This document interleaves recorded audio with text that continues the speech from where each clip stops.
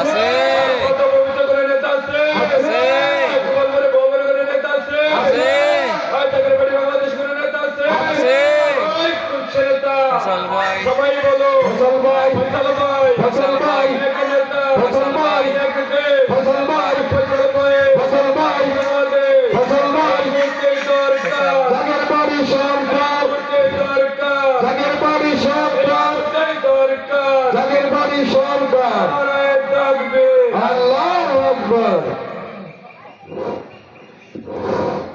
বিসমিল্লাহির রহমানির রহিম।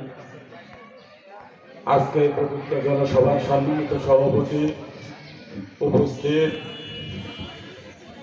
জাকের পার্টি অন্যতম সহযোগী সংগঠন জাকের পার্টি যুব ফ্রন্ট কেন্দ্রীয় পরিষদের সম্মানিত সহসভাপতি এবং কালীহাতি আসনের জাকের পার্টির মনোনীত সংসদ সদস্য পদপ্রার্থী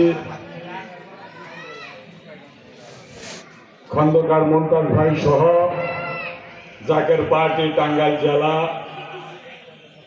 বিশেষ করে গোপালপুর উপজেলার সর্বস্তরের নেতৃবৃন্দ, মহিলা ফ্রন্ট, ছাত্রী ফ্রন্ট,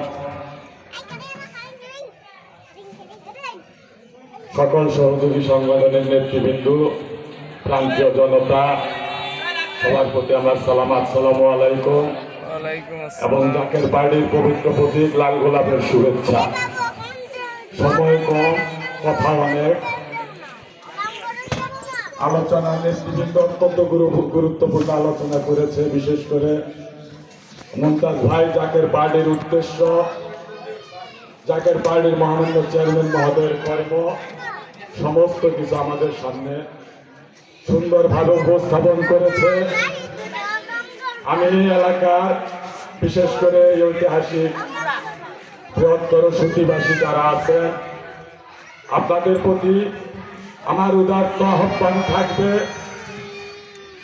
স্বাধীনতার 54 বছরে যত রাজনৈতিক দল, যত লোক এমপি হয়েছে, উপজেলার চেয়ারম্যান হয়েছে, পৌরসভার মেয়র হয়েছে, সকলে এই সুতিতে এসে দাবি করতো আমি সুতির সন্তান, কিন্তু তারা প্রকৃতপক্ষে কেউ সুতির সন্তান ছিল না। আমি আপনাদেরই সন্তান, আমি সুতিরই সন্তান, আমি আপনাদেরই ছেলে, আপনাদেরই ভাই। আমি অনেকের কাছে ছোট ভাই, অনেকের কাছে আমি মঞ্জু। আপনাদের বুঝতে হবে, আপনারা সচেতন। আপনারা দেখেন বিগত দিনগুলোতে যেভাবে 71 মুক্তিযুদ্ধের পরে বাংলাদেশে যারা রাষ্ট্রীয় ক্ষমতায় আসছে, এই বাংলাদেশের সম্পদ যদি তারা লুটপাট না করত, আজকে বাংলাদেশের এই করুণ পরিণতি হইতো না। আজকে আমরা যারা মধ্যবিত্ত পরিবার ছিলাম, আমরা আজকে তারা নিম্নবিত্ত পরিবার। আমরা যারা নিম্নবিত্ত পরিবার ছিলাম, আমরা তারা বাংলাদেশের আজকে অত্যন্ত অসহায় পরিবার। আগামী দিনের অবস্থা, বাংলাদেশের ভয়াবহ অবস্থার কথা চিন্তা করে জাকের পার্টির মহামান্য চেয়ারম্যান মহোদয় সারা বাংলাদেশের সমস্ত আপামর জনসাধারণ, সমস্ত ধর্ম, বর্ণ, সমস্ত মানুষকে ঐক্যবদ্ধ করার লক্ষ্যে জাকের পার্টি সারা বাংলাদেশের ইউনিয়ন, মহানগরের ওয়ার্ড পর্যায়ে এবং পৌরসভায় এই জনসভা দিলেন। আমরা যদি এই গোপালপুরের জনসভা থেকে জাকের পার্টিকে বিচার করতে চাই, জাকের পার্টিকে বিচার করা হবে না। সারা বাংলাদেশের ভিতরে একমাত্র দুর্বল জেলা এই টাঙ্গাইল পশ্চিম সাংগঠনিক জেলা। আমরা ওলি আল্লাহকে বিশ্বাস করি না,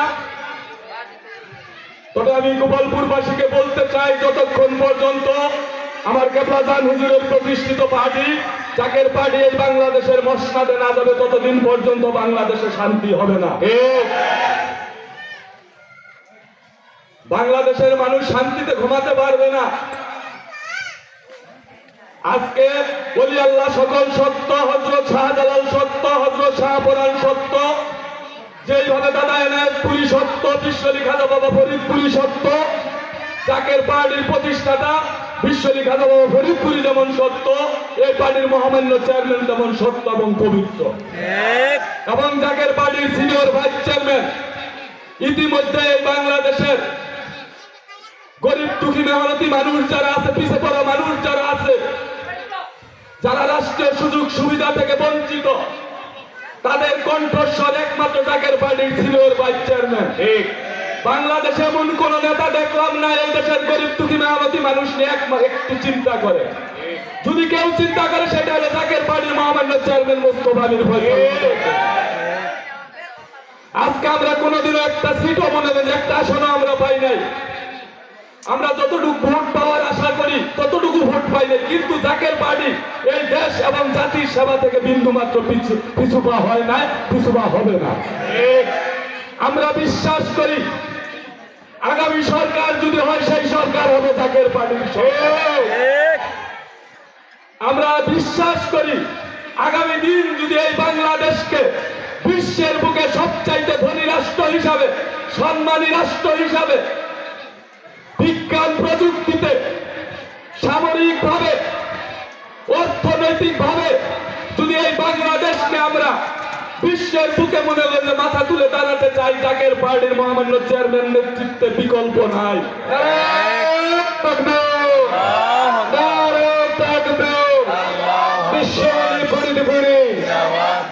যাই হোক, অনেক কথা বলার ছিল, আমাদের করতে হবে, পরে মাগরিবের আজান হবে। আপনারা যারা আছেন জাকের পার্টির নেতা কর্মী, আপনাদের কাছে আহ্বান থাকবে আমরা প্রত্যেকটা ঘরে ঘরে জাকের পার্টির মহোদয় আগামী নির্বাচনে গোলাপ ফুলকে জয়ী করার জন্য গোলাপ ফুলের সুরভি এই দেশের প্রত্যেকটা ঘরে ঘরে পৌঁছানোর জন্য অক্লান্ত পরিশ্রম করে যাব ইনশাল্লাহ। যতদিন পর্যন্ত জাকের পার্টির বিজয় না হবে, যতদিন পর্যন্ত বাংলাদেশের গরিব দুঃখী মেহনতি মানুষের ভাগ্যের উন্নয়ন না হবে, যতদিন পর্যন্ত বাংলাদেশের একটা মানুষ জীবনহীন থাকবে, যতদিন পর্যন্ত বাংলাদেশের একটা মানুষ ভোকা কাঙ্গাল থাকবে, ততদিন পর্যন্ত জাকের পার্টির একটা বাড়িও করবে না, তারা পেট ভরে আহার করবে না, যতক্ষণ পর্যন্ত বাংলাদেশের উন্নত না হবে, প্রত্যেকটা গরিব দুঃখী মানুষের ভোট দ্বারা আমরা সুচিকিৎসা প্রতিষ্ঠিত করতে না পারবো, ততক্ষণ পর্যন্ত আমরা চিকিৎসা নেব না ইনশাআল্লাহ। এইরকম দল বিশ্বের ইতিহাসে একটা গঠন হয়েছিল, সেটা হলো দয়াল নবীর আমলে। আর এই দলের একটা দল গঠন হয়েছে যার নাম জাকের পার্টি, যার পবিত্র নেতৃত্বে আগামী দিনে বাংলা সহ তামাম পৃথিবীতে সত্য ইসলামের বিজয় হবে। মুসলমানদের সুলতানাদের তাজ, মুসলমানদের ভাগ্যে আবার আসবে সেই মুসলমানদের সুলতানাদের তাজ। মুসলমান বাদশার জাতি আজকে কিছু মুসলমান নামধারী এজিদের কারণে আজকে সেই মুসলমানের জাতি আমরা আজকে ভিখারির জাতি। আজকে বাংলাদেশ থেকে টাকা নিয়ে, আজকে আমেরিকা ধরে, আজকে বাংলাদেশের টাকা নিয়ে সারা বিশ্ব ধনী। 350 বছর আগের 300 বছর আগের ইতিহাস যদি আমরা দেখি, এই বাংলাদেশ ছিল বিশ্বের বুকে সবচেয়ে সম্পদশালী একটা রাষ্ট্র। আমাদের টাকায় আজকে তারা ধনী, কিন্তু আমরা বাঙালি জাতি 71 মুক্তিযুদ্ধের সময়, বিশেষ করে আপনার পলাশির আমলা কারণে, একটা মাইলজাফরের কারণে এই বাংলাদেশের স্বাধীনতার সূর্য যেদিন থেকে অস্তমিত হয়েছে, তারপরে আর বাংলার মানুষের ভাগ্যে কোনোদিনও সুশীতল বাতাস আমরা দেখি নাই। এবং একটা যুদ্ধে 71-এর রক্তক্ষয়ী মুক্তিযুদ্ধের পরেও আমাদের আফসোস, আমরা যাদেরকে ক্ষমতায় দিলাম, আমরা যাদেরকে নেতার আসনে বসাইলাম, তারা আমাদের কথা চিন্তা করলো না, তারা চিন্তা করলো শুধু নিজেদের কথা। তাদের সন্তানদেরকে তারা দেশের বাইরে লেখাপড়া করাইলো, আমাদেরকে নিয়ে এই বাংলাদেশে রক্তক্ষয়ী রাজনীতিতে তারা আমাদেরকে সম্পৃক্ত করল। এই বাংলাদেশের রাজনৈতিক কালচার কি? মারামারি, কাটাকাটি, হানাহানি, লুটপাট। আর জাকের পার্টি আমাদেরকে কি শিক্ষা দিল? অন্নহীনের অন্ন, বস্ত্রহীনের বস্ত্র, দুঃখের সমস্যা, রোগীর চিকিৎসা, বেকারত্বের চাকরি। আজকে খেয়াল করে দেখেন, বাংলাদেশের প্রত্যেকটা শিক্ষা প্রতিষ্ঠান আজকে সনদপ্রাপ্ত বেকারের ফ্যাক্টরিতে রূপান্তরিত হয়েছে। এই বেকারত্বের হাত থেকে যদি এই দেশবাসীকে আমরা মুক্ত করতে চাই, জাকের পার্টির সিনিয়র ভাইস চেয়ারম্যানের বিকল্প নাই। বুদ্ধিতে বলেন, জ্ঞানে বলেন, দক্ষতা বলেন, মানবতা বলেন, কোন দিক থেকে পিছিয়ে থাকার মতো নেতা ছিল ওর ভাইস চেয়ারম্যান না। এবং বাংলার ইতিহাসে, বিশ্বের ইতিহাসে দয়াল নবী রাসূল পাক সাল্লাল্লাহু আলাইহি ওয়াসাল্লাম ইসলামের যত নেতা আছে পরে দেরি আছে মিছিল যাবো না চেয়ারম্যান মহোদয়ের সাথে তুলনা করা যায় এমন নেতা আর আসে না, আর কোনোদিন আসবে না। আমরা ভাগ্যবান, আমরা ভাগ্যগুণে এমন একটা নেতার সন্ধান পাইছি যার সমস্ত পায়ের তলা থেকে তার মাথা পর্যন্ত পবিত্র। যে চেহারা মোবারকের দিকে তাকাইলে পাপিত হৃদয় শীতল হয়, যে চেহারার দিকে তাকাইলে ক্ষুধার পর ক্ষুধা থাকে না, যে চেহারার দিকে তাকাইলে একটা মন, তার মন ভালো না, তার মন খারাপ থাকতে পারে না, যার চেহারার দিকে তাকাইলে আল্লাহ আল্লাহ রাসূলের মহব্বতে চোখে পানি আসে, সেই নেতা হইলে জাকের পার্টির মহামান্য চেয়ারম্যান মোস্তফা মীর ফয়সাল মুজাদ্দিদ। ঠিক আমি যেহেতু সুধীর সন্তান, আমি আপনাদের প্রতি আহ্বান রাখবো, আপনারা খেয়াল করে দেখেন আমার চাইতে নিকটে আর আপনাদের কেউ থাকতে পারে না। সকাল সন্ধ্যা যে কোনো সময় যে কোনো মুহূর্তে আপনারা আমাকে পাবেন।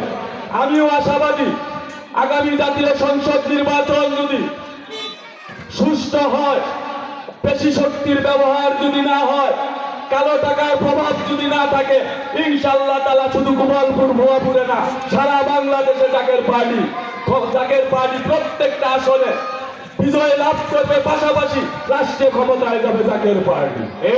আপনারা যদি কাজ করেন, আমি বিশ্বাস রাখি গোলাপ ফুলের বিজয় এই গোপালপুর ভুয়াপুরে রচিত হবে। যাই হোক, আমাদের সময় কম, র্যালি করতে হবে, র্যালির পরে আমাদের তবারক বিতরণ করতে হবে। আপনারা সকলেই র্যালির জন্য প্রস্তুতি নেবেন। যেহেতু সময় কম, আমরা র্যালিটা শর্টকাটে শেষ করার চেষ্টা করব। আপনারা সকলে দয়া করে এই সত্যের র্যালি, সুন্দরের র্যালি, আমরা কখন যে দুনিয়ার থেকে বিদায় নেব কেউ আমরা কিন্তু জানি না। এই র্যালি আপনার আমার জীবনের একটা উসিলা হইতে পারে, যে উসিলাকে কেন্দ্র করে আল্লাহ পাক আপনার আমার জীবনের সমস্ত গুনাহ মাফ করে দিতে পারে।